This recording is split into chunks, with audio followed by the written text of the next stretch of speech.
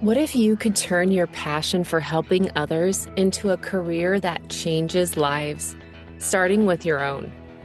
Join Empower's Certified Professional Empower Coach Academy, accredited by the ICF and powered by Oregon State University. Our next cohort begins February 28th. Visit yesempower.com to reserve your spot today.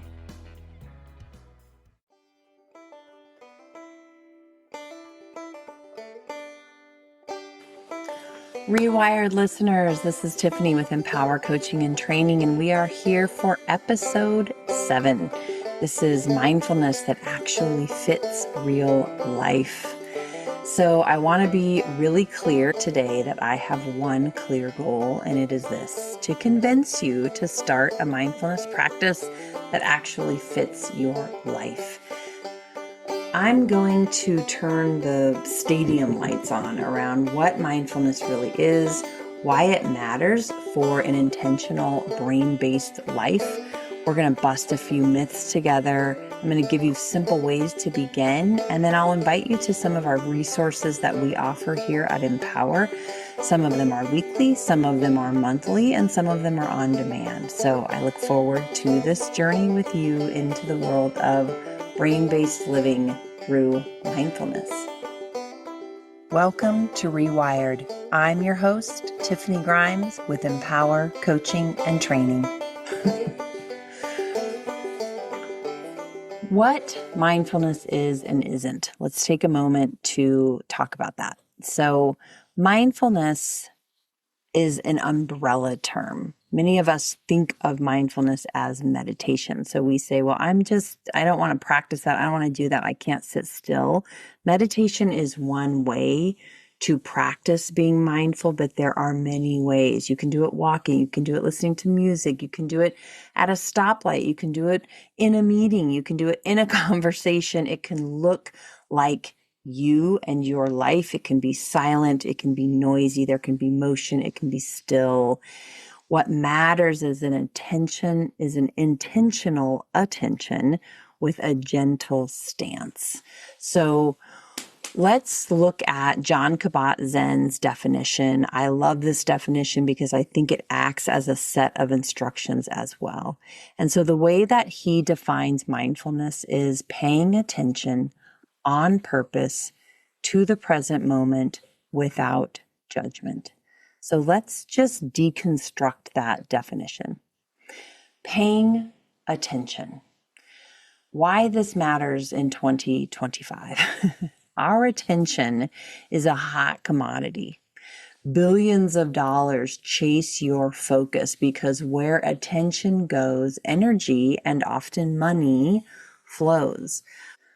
A core benefit of mindfulness is reclaiming that focus so you decide what gets your best neural real estate. Research even shows our default mode loves to wander. And when it does, happiness drops. A famous Harvard study that I love to share with people found that a wandering mind, which is a mind in default mode, is on average an unhappier mind. Mindfulness is one practical antidote. So back to that definition, we were paying attention. So we have our hands on the wheel of our attention.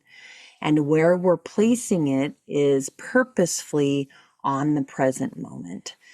So that is to say my experience, my emotional state, my triggered state, my joy, how my clothes are fitting on my body, what this sunset is doing in front of me, what this person is saying. I'm placing it on the present moment. And that can be a pain-based moment. That can be a grief-filled moment. That can be a joy and ecstasy-filled moment. But I'm taking that attention of mine, I'm putting my hands on the steering wheel, and I am purposely putting it into my present moment experience.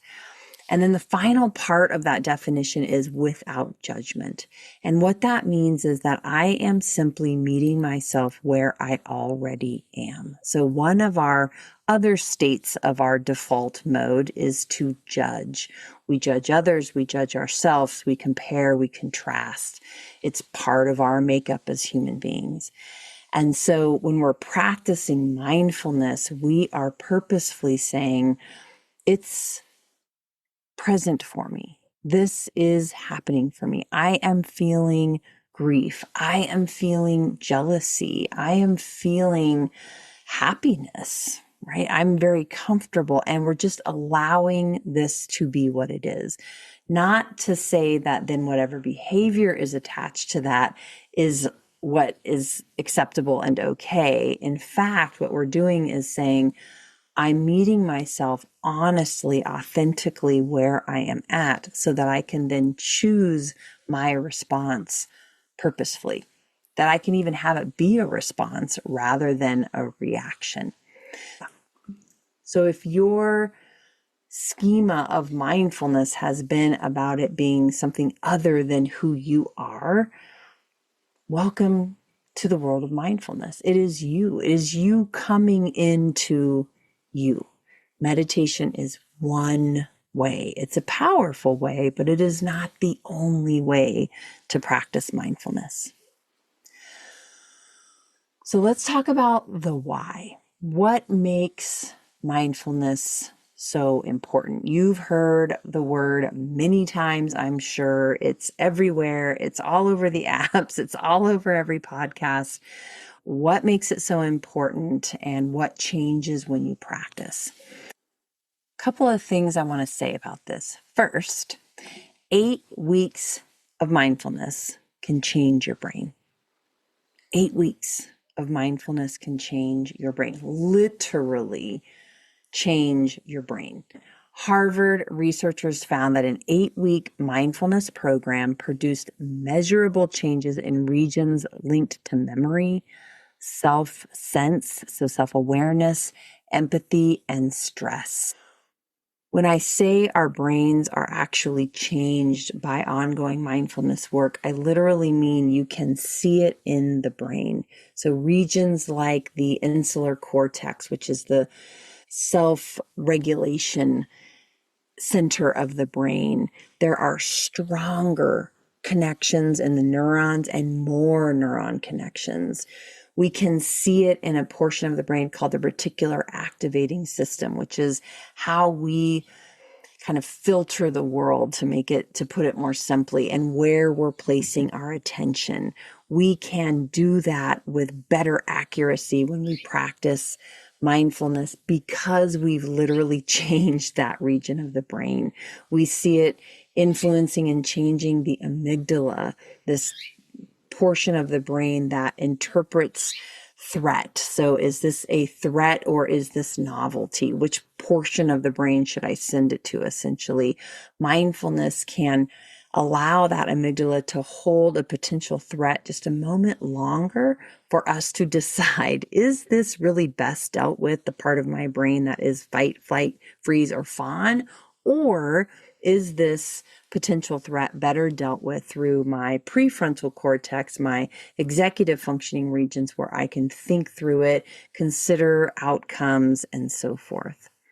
So that's one reason it makes it so important, is this machine that drives our life, our brain, is running much more efficiently and effectively when we practice mindfulness regularly. And two, the second thing I wanted to bring up about this, what makes it so important, is that if we zoom out, so we were just kind of zoomed into these regions of the brain. If we zoom out, current reviews emphasize that mindfulness reliably supports self-awareness, emotional regulation, attention regulation, and meta-cognition, which is our ability to think about our thinking in the moment. That meta layer is the upgrade that lets you ask, is this story true and useful right now? Such a powerful question. And we're going to talk more about that curiosity in a bit when we get to the 3 outcomes of mindfulness. If you remember one neuro truth today, make it this: mindfulness reduces reactivity and increases choice. I'm going to say that again. So why should I do mindfulness? You should do mindfulness because it reduces reactivity and increases choice. Your body still signals, you just respond with more alignment, more brain-based, I should say upper brain-based responses. I want you to picture a moment or moments where you were triggered, maybe just this week or in the last month. Perhaps you snapped at your teen, you stonewalled a partner, you fired off a spicy email because you felt triggered in some way. Somebody had done you wrong, or they'd said something or disrespected you.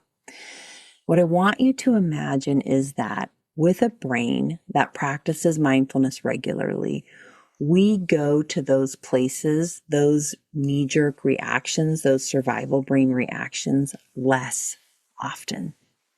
So we have less of those in our lives. And when we do get triggered in our lives, which we will, we always will, it doesn't matter how mindful we are human and we are hardwired for survival. So when we do snap, or when we do stonewall, or when we do react, when we practice mindfulness regularly, we recover faster, meaning we can catch ourselves in that reaction or after we've done it and see it as a reaction and do some recovery work with ourselves and with those that we love. We can name, wow, I just felt really triggered by that statement, and I see I'm coming after you with it, and I'm going to pause and just take a breath, right? That is, we catch ourselves in it and we can clean up before we have a complete dumpster fire of our lives. So again, I'm going to talk a little bit more about these as we get into the actual outcomes of mindfulness. But before I do that, I want to do a little myth busting here. So the myth is one of the many myths is that in mindfulness, I already mentioned this a little bit earlier, is that, it means that I have to sit cross-legged for 30 silent, painful, terrible minutes and just clear my brain of any thought whatsoever. The fact is that even 8 to 10 minutes of mindfulness practice produces benefits, especially if we're doing it most days of the week. Again, as I mentioned in the beginning, this does not have to be a cross-legged silent meditation. This can look 1,000 different ways. And if you Google or get apps or, talk to friends or take a class, you will find that there are many, many, many ways that you can practice mindfulness. It can be very loud music even. So there are lots of ways that we can do this. Another myth, being non-judgmental means I accept bad behavior. I had this when I started mindfulness. There's an edge to me. And I was like, I don't want to give that up. I like having an opinion about some things. I don't want to just accept everything. And the fact is that non-judgmental awareness means you stop arguing with reality long enough to choose an effective response. It's in fact the opposite of being passive. So it's not changing who you are. It is in fact inviting you to fully be in your brain and in your body and in your full awareness so that you can choose effective responses that align with your authenticity, with who you truly are and how you want to live with people and walk on this earth. So there are many more, but I'm going to move on. I'm hopefully convincing you. I'm making my way here. I want to talk now about, so we've talked about what ongoing practice looks like. It can be 8 to 10 minutes a day, consistently, most days of the week we're practicing mindfulness. It can be a lot of different ways that we do it. It's not going to change who we are in terms of the essence of the life that we are. So lots of things that we're talking about here. Let's talk about, pretend I've convinced you that mindfulness is something you're interested in. What's the difference in your life? Like, how does it actually show up?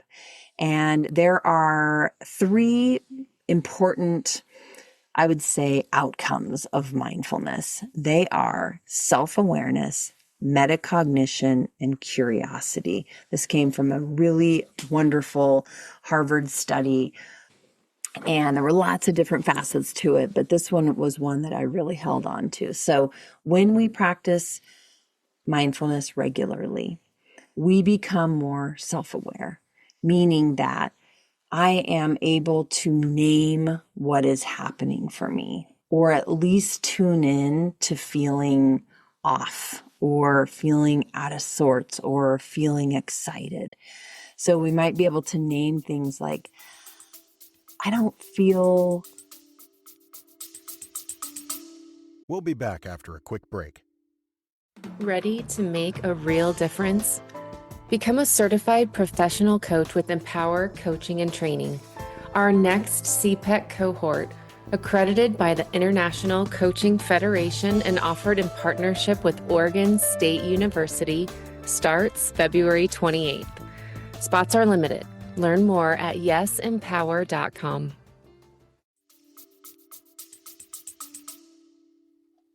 Connected. I feel a tightness in my chest.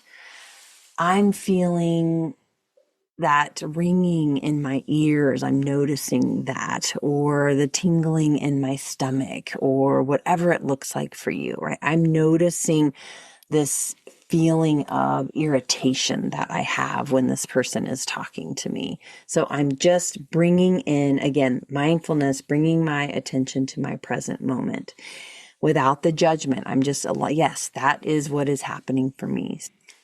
If we can't name what is happening for us, then it runs us without awareness being involved. And this happens a lot. We can feel jealous about something and not know what it is. I just know that I don't like you and I think it's you. And I think, so now I start doing things or making snide comments. It's running me and I'm unable to name it. There's some great research Brene Brown brought forward in Atlas of the Heart, where she talks about how often we are experiencing emotions that we aren't even able to name as we experience them. Emotions drive action. It drives behaviors. So I'm feeling ways and I'm doing things with those feelings. Wouldn't it be great to turn the lights on and know what is happening in there? So one of the outcomes is this, it's self-awareness. Then we move to meta-cognition. Again, I mentioned that earlier. It's noticing our thinking. So I'm going to share an example that I experienced this week, and I'm going to walk you through this. So this week in the news, I have witnessed, the degradation of my country, essentially our First Amendment rights. There's so much violence and there's so much pitting people against each other and fear leading the nation, and just massive shifts and changes happening. And I have had a pretty challenging week staying afloat in all of that. And I've really had to lean on this practice a lot. And so I will be listening to the news and I will feel myself start to kind of melt. And I will say, okay, come in. What's happening for me? And what I will say is I feel hopeless. I feel terrified. I feel disconnected. So this is what I'm able to name in my self-awareness. Then I move to metacognition. I'm thinking about my thinking. So what do I feel hopeless about? What's the story that I'm making up here? The story I'm making up is that the world is full of hate. The story I'm making up is that this is an unsafe place to be. The story I'm making up is all of the services to all of these amazing people will be cut. These are stories that I'm making up. Some of them are true. Some of them are not true.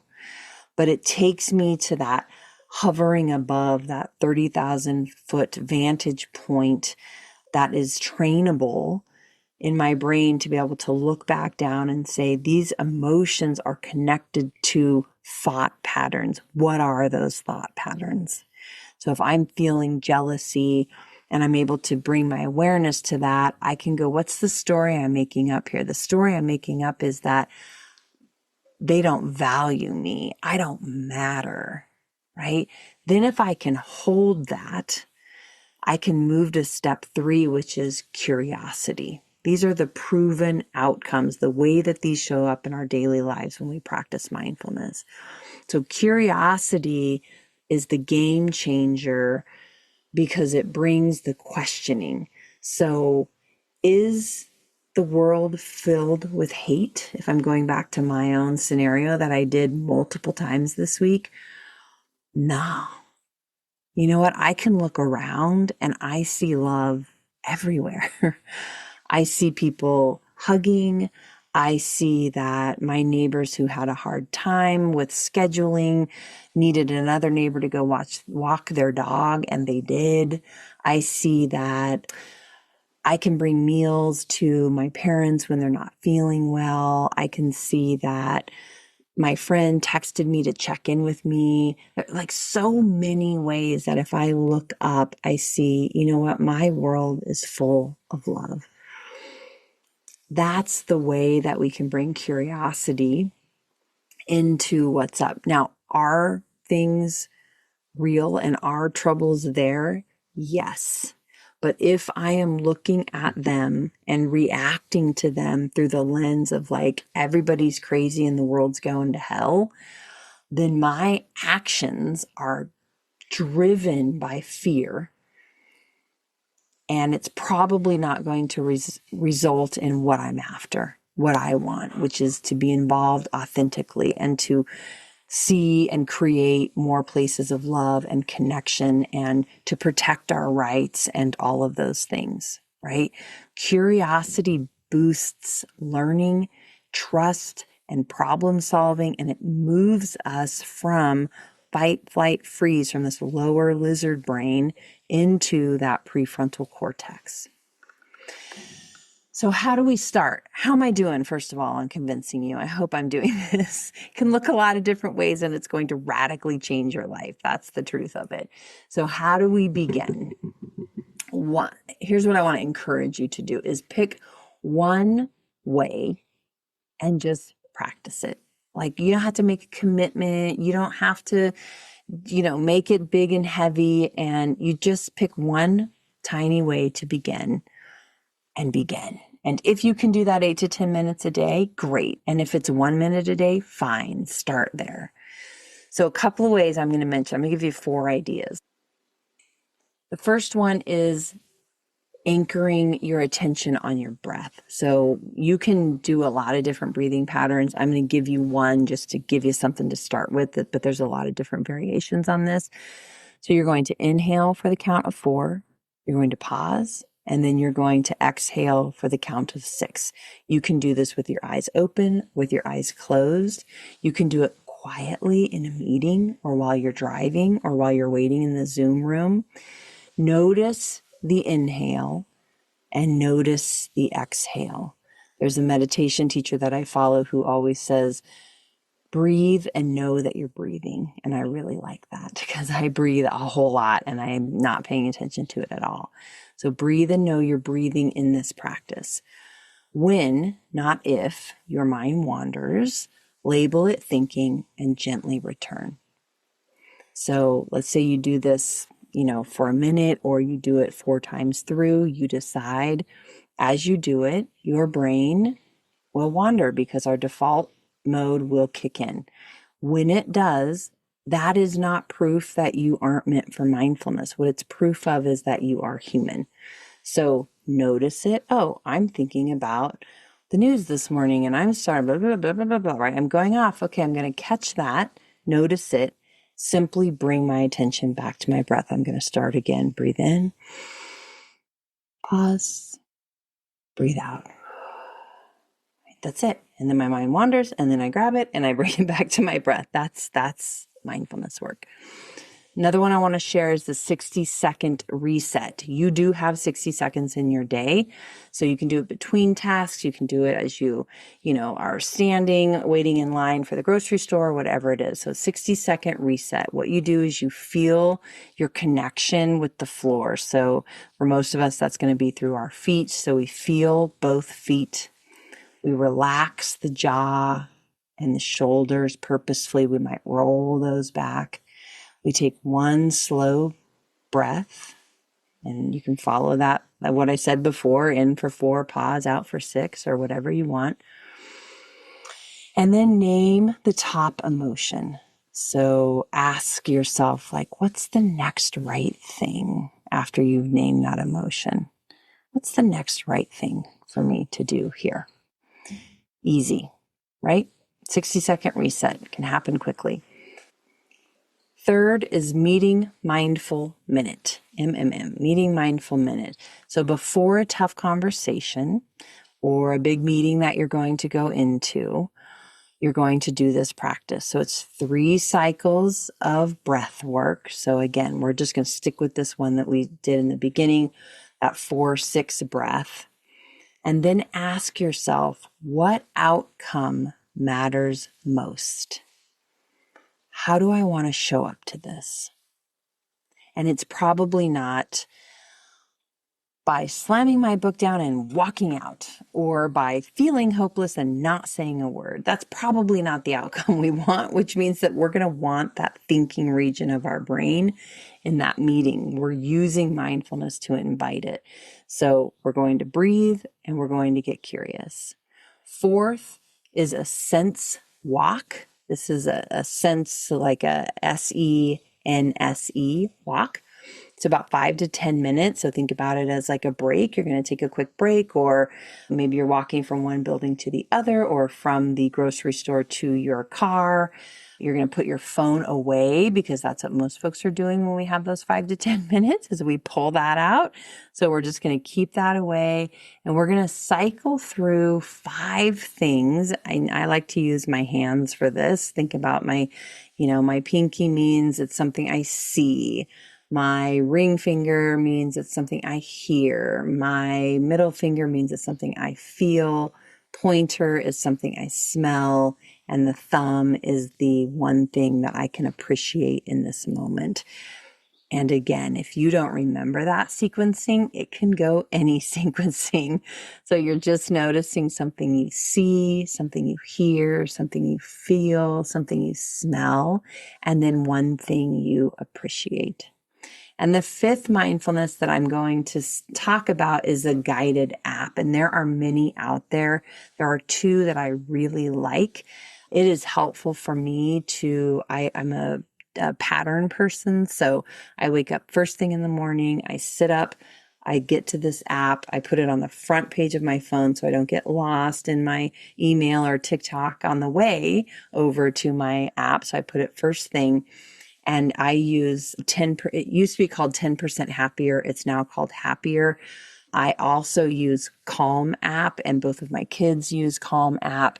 These are wonderful. They have many different tools built in. But if you're just looking for I just want to do this, I don't want to make something up every day, I want to just open the app and have somebody guide me through a really great neuroscience-based meditation, I really, really recommend those 2 apps. Specifically, Happier is the one that I really love.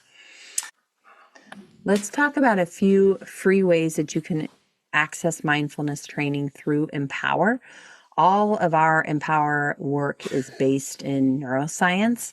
So know that going in, it is dogma free. It is designed to be easy and accessible. And most of our work through the mindfulness lens is at no cost to you. So the first one is every Friday, we offer something called the Mindfulness Broadcast. It's 15 minutes. It's free. The first 5 minutes is a topic. So this morning, we actually talked about this 5-minute version of what this podcast was on. And then it's a 10-minute guided practice. So it is meditation. So for those of you who are interested in that, know that you can come for that. Cameras are off. It's simple. It's calm. You don't have to talk at all. In fact, nobody talks but me. And so you are just there to receive and to do this mindfulness practice. We record that. I post myself so nobody else's names and faces are seen. And then we upload that on our YouTube channel as well. I'll put the links to that in the show notes so you can access it with us in real time, or you can access the hundreds of those that we have on our YouTube channel. Again, they're 15 minutes. And then we also, once a month on the third Wednesday of every month from 8 to 8:30 Pacific Standard Time, we do something called a mindful masterclass. So this is not recorded. It is live. It's a small group session, and it's really applied mindfulness. So we're not doing any meditation. We're talking about how do we mindfully move towards goals, scaffolding, boundaries, self-compassion. We have a topic every month. We've got a resource guide that goes along with it with all sorts of resources that can deepen your own work in it. It's much more of a coaching style and interactive. Again, we don't record it, so it only happens live. And again, we'll put those access to that in the show notes. Another option is to work with a brain-based, mindfulness-trained, certified professional coach.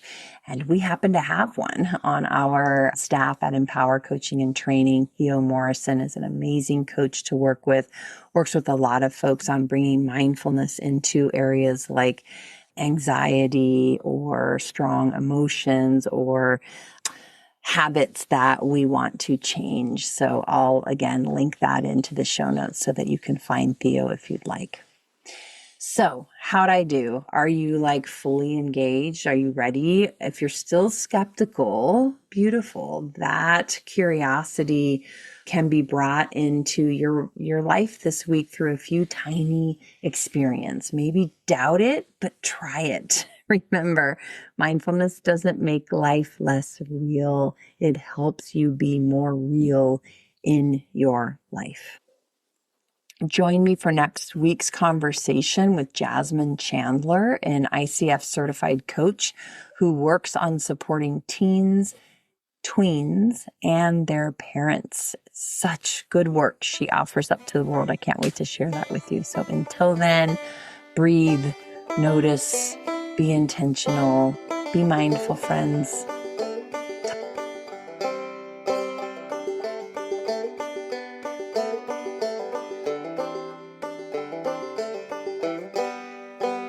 Thanks for tuning in to Rewired, where neuroscience meets real life change. If you enjoyed today's conversation, I'd be so grateful if you take a moment to leave a 5-star review. Your feedback helps people discover the tools, insights, and inspirations they need to create lasting change. While you're leaving that 5-star review, please also subscribe and share an episode with a friend. Remember, the way you think shapes the way you live. Every intentional thought, every mindful choice rewires your brain and your life. So go live intentionally, live thoughtfully, and never underestimate the power of your own mind to transform your world. Until next time, this is Tiffany with Empower Coaching and Training. Stay curious, stay empowered, and keep rewiring for real change. Every family has challenges, and every parent deserves support. At Empower Coaching and Training, youth and parenting coach Jasmine Chandler helps parents and young people find clarity, connection, and practical tools that make a difference. Visit yesempower.com to connect with Jasmine and explore our team of incredible coaches today.